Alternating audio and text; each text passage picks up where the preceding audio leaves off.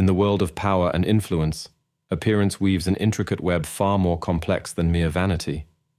Those who master this silent dance understand that success lies not in being the brightest star, but in knowing precisely when to dim one's light.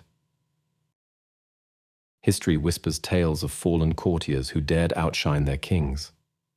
Like the forgotten finance minister who threw a magnificent feast, only to spend his remaining days gazing at stone walls, learning too late that surpassing one's superior leads down treacherous paths.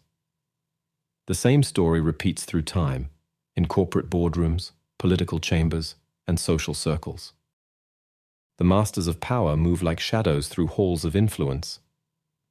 They understand the delicate art of competence without confrontation, excellence without exhibition.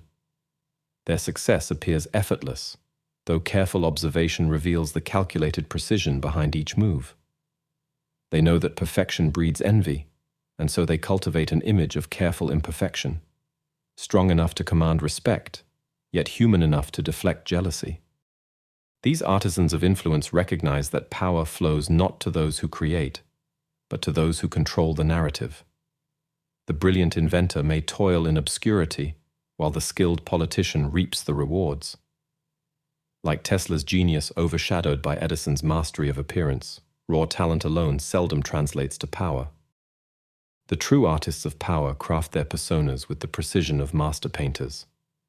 They understand when to appear humble and when to project strength, when to blend into the background and when to step forward. Their wardrobes speak of success without ostentation. Their words carry weight without overwhelming, and their achievements impress without intimidating. Yet flexibility remains their greatest strength. Like water flowing around rocks, they adapt to changing circumstances. Today's winning strategy becomes tomorrow's liability, and only those who remain fluid in their approach survive the shifting currents of power. They read the room, sense the winds of change, and adjust their sails accordingly. In this grand theater of power, the most successful players understand that appearance isn't about deception, it's about perception. They craft their image not through grand gestures or dramatic displays, but through subtle adjustments and careful calibration. They know that true power lies not in forcing one's way forward, but in being invited to step ahead. Those who master this art understand that power's greatest irony.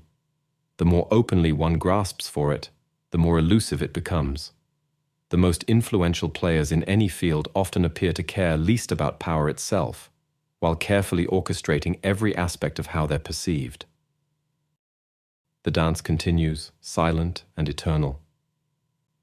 Those who learn its rhythms rise steadily through the ranks, while those who ignore its subtle steps often find themselves watching from the sidelines, wondering why their brilliant ideas and hard work failed to carry them to the heights they sought.